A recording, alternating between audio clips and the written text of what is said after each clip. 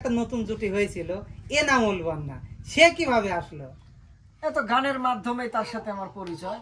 এটা মানে আমার ও ছোট থেকে গান আমি শিখেছি। গান শেখানোর পরে মানে আস্তে আস্তে যখন আমি যেখানে যাই ওকে নিয়ে যাই, প্রোগ্রাম করাই, এই করাই সেই করাই, কিন্তু যখন আস্তে আস্তে উপরে উঠতে লাগলো, আমার মাধ্যমেই হোক আর অন্যজনের মাধ্যমেই হোক, তখন মানে পিছনের কথাগুলো ভুলে যায়, আমাদের সাথে আর গান করতে চায়ও না বা আমাদের সাথে মিলেও রাখতে চায় না। তো বললাম আচ্ছা ঠিক আছে, তাহলে ওর সাথে আমি আর এখন গান বাজনা করি না। তো ওর সাথে কথা বলি, ও বলছে আপনার অনেক গান শুনছি, হ্যান তেন কথাবার্তা বলতে বলতে বলতে বলতে আমাদের মধ্যে একটা মানে ও দর্শক ছিল। ওর সাথে আমার বিয়ে হয়েছে তাই তো 1 মাসের মতো হবে। আর ওর সাথে আসলে কেমন আছো? আলহামদুলিল্লাহ ভাইয়া ভালো আছি, আপনারা কেমন আছেন? স্মৃতি কেমন আছে? আলহামদুলিল্লাহ ভাইয়া ভালো আছি, আপনি কেমন আছেন? আলহামদুলিল্লাহ ভালো আছি। আসলে আমাদের দর্শক সবাই তোমাকে দেখতে চাচ্ছিল যে ইনামুলের নতুন জুটি দেখাও, ইনামুলের আসলে নতুন বউ দেখাও। তো মুসে তাল দে, লজ্জা পাইছে। লজ্জা পাচ্ছে না? ও কি দেখা মামুন ভাই, আসসালামু আলাইকুম। ওয়ালাইকুম আসসালাম। আপনি এখানে কে? ক্ষীর খাবো, ক্ষীর খাবো। ক্ষীর খাবেন না? একটা লজ্জা বলি মানুষের কথা থাকে। বিয়েতে ক্ষীর খায় না। বিয়ে হয়ে গেছে মিষ্টি খাওয়ান 1 মাস, আর আপনি হ্যাঁ আপনি খেতে মিষ্টি নিয়ে আসলেন, মিষ্টি টিষ্টি খাওয়াই শুরু করি গানটান। না, আমি খাওয়া বলা বলে আমি ক্যামেরা বাইরে চলে আসি নাকি? কন প্রিয় দর্শক, আসলে আমরা ইনামুলের নতুন জুটি, নতুন নতুন সংসার নিয়ে নতুন গান আপনাদের উপহার দেব। সাথে আমাদের থাকবে এই যে রনি, ভোলানাথ ভাই, না ও ধুর রনি ভাই, আর এই যে আমাদের আছে গা বিচারপতি। থাক, বিচারপতি মানিক ভাই। হ্যাঁ কি হলো? কি হলো? হ্যাঁ ওটা হবে না। আচ্ছা ঠিক আছে, ভাবলাম না। ইনামুল আজকে আসলে স্মৃতিকে নিয়ে কি গান উপহার দিবে? পুরানো স্মৃতি নাকি? পুরনো স্মৃতি মানে সেই আদিম যুগের স্মৃতি। স্মৃতি না? ও পুরানো স্মৃতি তো ভোলা যায় না, না? ঠিক আছে। স্মৃতির সাথে আসলে পৃথিবীতে যতগুলো লোক আছে মানে কম বেশি সবাই বিচ্ছেদ গান পছন্দ করে। জি জি। আর একটা বিচ্ছেদ গান গাইতে লাগলে আমি জানি যে আমার দর্শকরা অনেক তাদের কাছে ভালো লাগবে, তো আমি সেখান থেকে একটা বিচ্ছেদ গান আপনাদের শোনাতে চাই। আচ্ছা, দর্শকরা অনেক কথা জানতে চাচ্ছে। জি। স্মৃতির সাথে স্মৃতিতে বাঁধলো কিভাবে না, একটু আগে শুনি। আচ্ছা, আমরা গান শোনার আগে একটু কথা বলে, আমি যখন নৌকাতে আসি নামুল, আমার খুবই কষ্ট লাগলো যে তুমি এই বন্যার ভিতর আসলে এত কষ্ট করে যায় পাবনায় গিয়ে গান উপহার দাও দর্শকদের। এটা আমার কাছে একটা খুবই কষ্টনীয়, কেননা আমি যখন নৌকায় আসতেছিলাম আমি খালি আল্লাহ আল্লাহ করতেছিলাম, কারণ আমি তো সাঁতার জানি না, ঠিক আছে।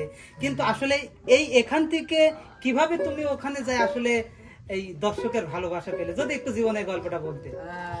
আমি সর্বপ্রথম যখন কাজ করি তখন জাকিব ভাই ইউটিউব চ্যানেলে কাজ করছি, মানে ইউটিউব চ্যানেলে যখন আমি কাজ করি তখন আমি সর্বপ্রথম জাকিব ভাইয়ের সাথে কাজ করি। আমার একটা স্টেজ প্রোগ্রামে জাকিব ভাই আসছিল, সেখান থেকে জাকিব ভাইয়ের ওখানে যাওয়া, মানিক ভাইয়ের সাথে আমার অনেক দিনের পরিচয়, ভাইয়ের সাথে আমার পরিচয়।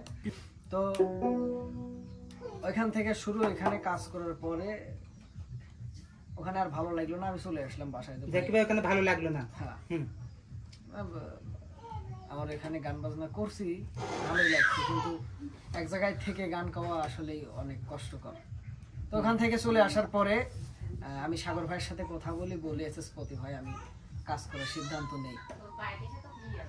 তো বাসায় আসার পরে আমি একদিন কথা বলার পরে তারা বাসায় আসছিল, আসে আমার গানটা নিয়ে আমাকে নিয়ে গেছে ওরা সাথে করে। তো এখানে অনেক দিন ছিলাম, প্রায় 2 বছরের মতো। প্রায় 2 বছরের মতো কাজ করার পরে এখান থেকে প্রথম যখন আমি একটা গান দেই, সেই গানটাই আমার ভাইরাল হয়েছিল, 15 মিলিয়ন ভিউ হয়েছিল। তো সেখান থেকে আমার উঠে আসা, আর এত দূর থেকে আমি ওইখানে যাই শুধুমাত্র মানুষের গান শোনানোর জন্য, মানুষের ভালোবাসা পাওয়ার জন্য, আমার যত দর্শক আছে তাদেরকে বিনোদন দেওয়ার জন্য।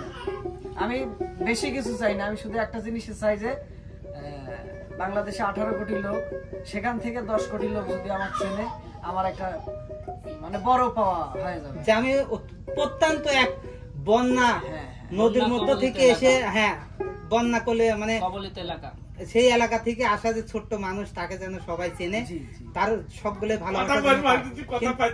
আচ্ছা, তোমার সাথে যে একটা নতুন জুটি হয়েছিল এনামুল বন্যা, সে কিভাবে আসলো?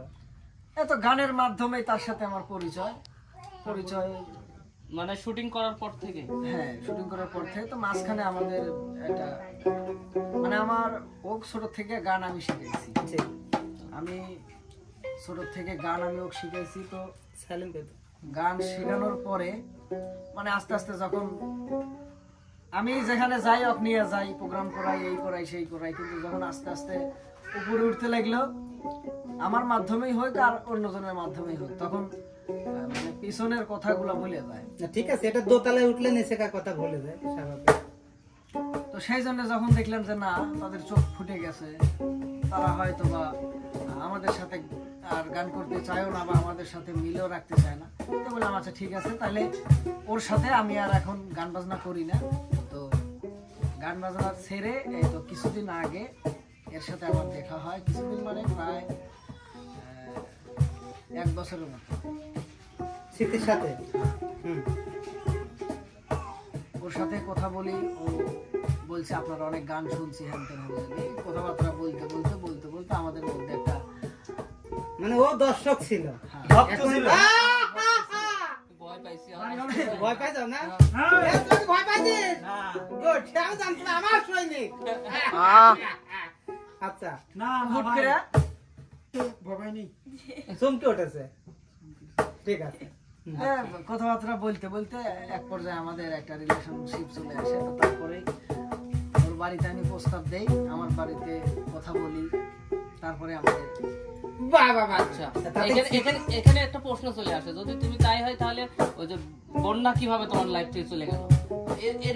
মানে কাহিনী তো এখানে আছেই, অবশ্যই একজন থাকতে আরেকজনের সাথে তো কেউ রিলেশন করতে চায় না। অবশ্যই। ঠিক আছে, আসলে কাহিনীটা হয়েছে কি, বহুত কথা, মানে কথা বলতে গেলে শেষ কথা হবে না। শেষ হবে না, বুঝলেন?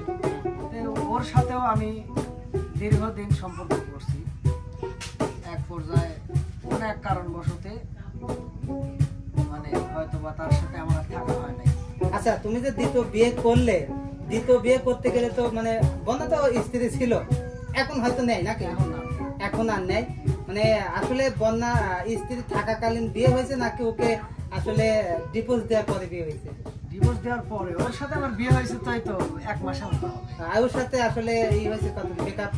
ওর সাথে 8 মাস 8 মাস আগে ওর সাথে সম্পর্ক বিচ্ছিন্ন হয়েছে, ছিল হয়েছে। তো তারপরে আপনার সাথে। আচ্ছা যাক, মাশাআল্লাহ, অনেক আমরা- কথা শুনলাম, জি, আমরা একটু গানে চলে যাই। তো আসলে 8 মাসের মধ্যে আমি 8 মাস অপেক্ষা করছি, হয়তো বা তার ভুল ভাঙলে সে আসবে, জি। কিন্তু না, সে আসে নাই। সে আসে নাই। আমি তারপরেও তাকে বলছি যে তুমি কি আসবা, তুমি যদি না আসো তাহলে আমাকে বলে দাও, আমার এভাবে থাকা অসম্ভব। তো ঠিক বলতেছে, আছে। আচ্ছা, সমস্যা নাই, আমি আর তোমার লাইফে যাব না, তোমার যা ইচ্ছা, তোমার বিয়ে করা হলে বিয়ে করো, তোমার যদি বলো যে না আমার সাথে থাকবো না, আমি তোমার সাথে আর থাকবো না, তোমার সংসার করবো না। Thank you. আচ্ছা, স্মৃতি আপার সাথে একটু কথা বলি। আপা, আসলে ইনামুলকে জীবন সঙ্গী পেয়ে কেমন কেমন লাগছে? অনেক অনেক অনেক হ্যাপি আমি, ওকে, একদম মনের মতো একটা মানুষ পাইছি তাই নাকি? আমার লাইফে। আসলে প্রথম কোন ভিডিও দেখে তাকে ভালো লাগে মনে আছে? মনে আছে বলতে প্রথম গান দেখছিলাম, রিয়া আপু, এরা যে আরো শিল্পী আছে সবাই মিলে গান করে, ওই গান ভিডিওগুলো দেখছি, দেখার পরে ভালো লাগলে তারপরে কন্ট্যাক্ট করার চেষ্টা করি। আচ্ছা, আপনি